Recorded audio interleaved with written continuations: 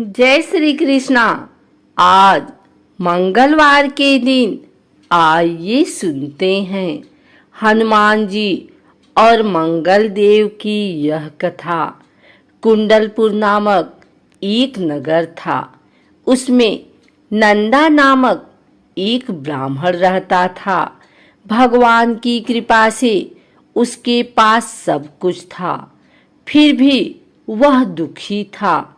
इसका कारण यह था कि ब्राह्मण की स्त्री सुनंदा की कोई संतान न थी।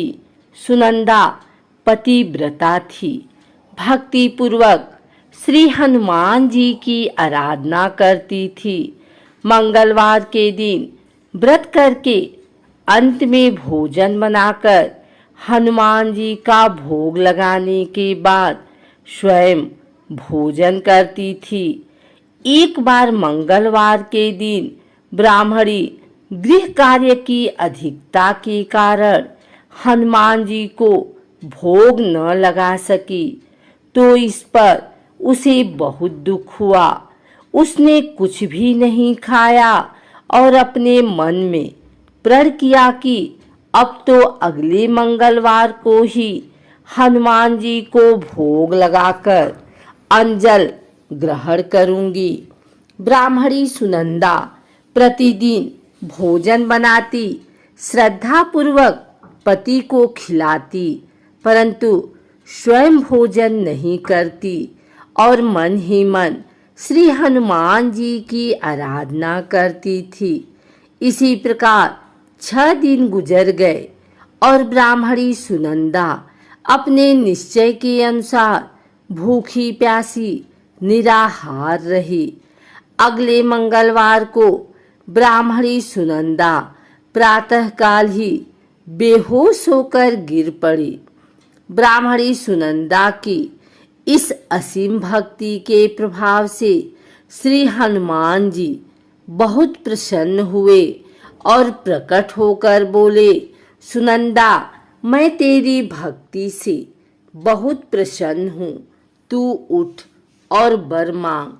सुनंदा अपने आराध्य देव श्री हनुमान जी को देखकर आनंद की अधिकता से विह्वल हो श्री हनुमान जी के चरणों में गिरकर बोली, हे प्रभु, मेरी कोई संतान नहीं है, कृपा करके मुझे संतान प्राप्ति का आशीर्वाद दे। आपकी अति कृपा होगी। श्री महावीर जी बोले, तेरी इच्छा पूर्ण होगी। तेरी एक कन्या पैदा होगी, उसके अष्टांग प्रतिदिन सोना दिया करेंगे। इस प्रकार कहकर श्री महावीर जी अंतर ध्यान हो गए। ब्राह्मणी सुनंदा बहुत हर्षित हुई और सभी समाचार अपने पति से कहा। ब्राह्मण देव कन्या का वरदान सुनकर कुछ दुखी हुए, परंतु सोना मिलने की बात सुनी तो बहुत प्रसन्न हुए। विचार किया कि ऐसी कन्या के साथ मेरी निर्धनता भी समाप्त हो जाएगी। श्री हनुमान जी की कृपा से वह ब्राह्मणी गर्भवती हुई और 10वें महीने में उसे बहुत ही सुंदर पुत्री प्राप्त हुई। यह बच्ची अपने पिता के घर में ठीक उसी तरह से बढ़ने लगी जिस प्रकार शुक्ल पक्ष का चंद्रमा बढ़ता है। 10वें दिन ब्राह्मण ने उस बालिका का नामकरण संस्कार कराया। उसके कुल पुरोहित ने उस बालिका का नाम रत्नावली रखा, क्योंकि यह कन्या सोना प्रदान किया करती थी। इस कन्या ने पूर्व जन्म में बड़े ही विधान से मंगल देव का व्रत किया था। रत्नावली का अष्टांग बहुत सा सोना देता था। उस सोने से नंदा ब्राह्मण बहुत ही धनवान हो गया। अब ब्राह्मणी भी बहुत अभिमान करने लगी। समय बीतता रहा। अब रत्नावली 10 वर्ष की हो चुकी थी। एक दिन जब नंदा ब्राह्मण प्रसन्नचित्त था तब सुनंदा ने अपने पति से कहा, मेरी पुत्री रत्नावली विवाह के योग्य हो गई है, अतः आप कोई सुंदर तथा योग्य वर देखकर इसका विवाह कर दें। यह सुन ब्राह्मण बोला, अभी तो रत्नावली बहुत छोटी है।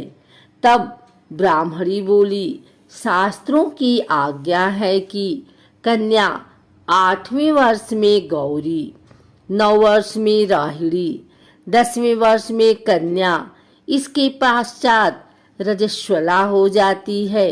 गौरी के दान से पाताल लोक की प्राप्ति होती है, राहिणी के दान से बैकुंठ लोक की प्राप्ति होती है, कन्या के दान से इंद्रलोक के सुखों की प्राप्ति होती है।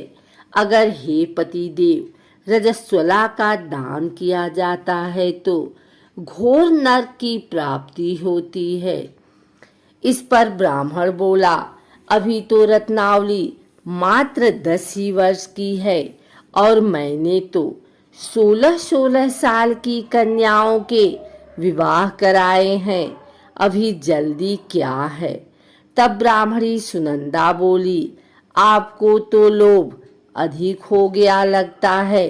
शास्त्रों में कहा गया है कि माता पिता और बड़ा भाई रजस्वला कन्या को देखते हैं तो वह अवश्य ही नरकगामी होते हैं। तब ब्राह्मण बोला, अच्छी बात है, कल मैं अवश्य ही योग्य वर की तलाश में अपना दूत भेजूंगा। दूसरे दिन ब्राह्मण ने अपने दूत को बुलाया और आज्ञा दी कि जैसी सुंदर मेरी कन्या है वैसा ही सुंदर वर उसके लिए तलाश करो। दूत अपने स्वामी की आज्ञा पाकर निकल पड़ा।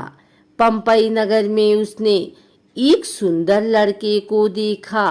यह बालक एक ब्राह्मण परिवार का बहुत गुणवान पुत्र था। इसका नाम सोमेश्वर था।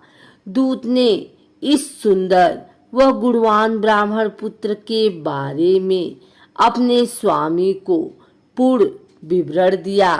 ब्राह्मण नंदा को भी सोमेश्वर अच्छा लगा और फिर शुभ मुहूर्त में विधि पूर्वक कन्या दान करके ब्राह्मण ब्राह्मणी संतुष्ट हुए।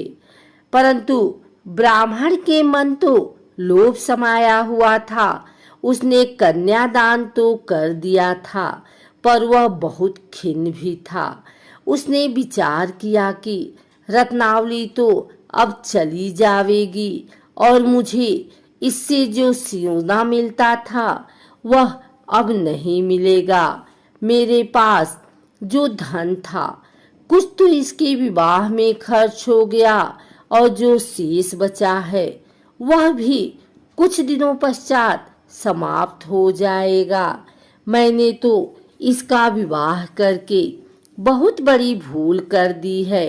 अब कोई ऐसा उपाय हो कि रत्नावली मेरे घर में ही बनी रहे, अपनी ससुराल ना जावे। लोभ रूपी राक्षस ब्राह्मण के मस्तिष्क पर छाता जा रहा था। रात भर अपनी सैया पर बेचैनी से करवटें बदलते बदलते उसने एक बहुत ही क्रूर निर्णय लिया। उसने विचार किया कि अब रत्नावली को लेकर उसका पति सोमेश्वर अपने घर के लिए जाएगा तो वह मार्ग में छिपकर सोमेश्वर का वध कर देगा और अपनी लड़की को अपने घर ले आवेगा, जिससे नियमित रूप से उसे सोना भी मिलता रहेगा और समाज का कोई मनुष्य उसे दोष भी नहीं देगा।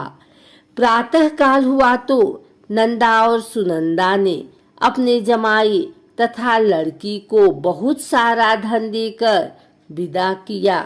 सोमेश्वर अपनी पत्नी रत्नावली को लेकर ससुराल से अपने घर की तरफ चल दिया। ब्राह्मण सुनंदा महालोभ के वशीभूत हो अपनी मति खो चुका था। पाप पुण्य को उसे विचार न रहा। अपने भयानक व क्रूर निर्णय को कार्य रूप देने के लिए उसने अपने दूत को मार्ग में अपने जमाई का वध करने के लिए भेज दिया था, ताकि रत्नावली से प्राप्त होने वाला सोना उसे हमेशा मिलता रहे और वो कभी निर्धन न हो। ब्राह्मण के दूत ने अपने स्वामी की आज्ञा का पालन करते हुए उसके जमाई सोमेश्वर का मार्ग में ही वध कर दिया। समाचार प्राप्त कर ब्राह्मण नंदा मार्ग में पहुंचा और रुदन करती अपनी पुत्री रत्नावली से बोला, हे पुत्री, मार्ग में लुटेरों ने तेरे पति का वध कर दिया है। भगवान की इच्छा के आगे किसी का कोई वश नहीं चलता है। अब तू घर चल, वहां पर ही रहकर शेष जीवन व्यतीत करना। जो भाग्य में लिखा है वही होगा। अपने पति की अकाल मृत्यु से रत्नावली बहुत दुखी हुई। करुण क्रंदन व रुदन करते हुए अपने पिता से बोली, हे पिताजी, इस संसार में जिस स्त्री का पति नहीं है उसका जीना व्यर्थ है। मैं अपने पति के साथ ही अपने शरीर को जला दूंगी और सती होकर अपने इस जन्म को, माता पिता के नाम को तथा सास ससुर के यश को सार्थक करूंगी। ब्राह्मण नंदा अपनी पुत्री रत्नावली के वचनों को सुनकर बहुत दुखी हुआ। विचार करने लगा, मैंने व्यर्थ ही जमाई वध का पाप अपने सिर लिया। रत्नावली तो उसके पीछे अपने प्राण तक देने को तैयार है। मेरा तो दोनों तरफ से मरण हो गया। धन तो अब मिलेगा नहीं। जमाई वध के पाप के फलस्वरूप यम यातना भी भुगतनी पड़ेगी। यह सोचकर वह बहुत खिन्न हुआ। सोमेश्वर की चिता बनाई गई। रत्नावली सती होने की इच्छा से अपने पति का सिर अपनी गोदी में रखकर चिता में बैठ गई। जैसे ही सोमेश्वर की चिता को अग्नि लगाई गई, वैसे ही प्रसन्न हो मंगलदेव वहां प्रकट हुए और बोले, हे रत्नावली, मैं तेरी पति भक्ति से बहुत प्रसन्न हूँ, तू वर मांग। रत्नावली ने अपने पति का जीवन दान मांगा। तब मंगलदेव बोले, रत्नावली, तेरा पति अजर अमर है, यह महाविद्यमान भी होगा और इसके अतिरिक्त तेरी जो इच्छा हो वर मांग। तब रत्नावली बोली, हे ग्रहों के स्वामी, यदि आप मुझ पर प्रसन्न हैं तो मुझे यह वरदान दीजिए कि जो भी मनुष्य मंगलवार के दिन प्रातःकाल लाल पुष्प, लाल चंदन से पूजा करके आपका स्मरण करे, उसको रोग व्याधि न हो, स्वजनों का कभी वियोग न हो, सर्प, अग्नि तथा शत्रुओं का भय न रहे। जो स्त्री मंगलवार का व्रत करे वह कभी विधवा न हो। मंगलदेव तथास्तु कहकर अंतर ध्यान हो गए। सोमेश्वर मंगलदेव की कृपा से जीवित हो उठा। रत्नावली अपने पति को पुनः प्राप्त कर बहुत प्रसन्न हुई और मंगलदेव का व्रत प्रत्येक मंगलवार को करके व्रतराज और मंगलदेव की कृपा से इस लोक में सुख ऐश्वर्य को भोगते हुए अंत में अपने पति के साथ स्वर्ग लोक को चली गई।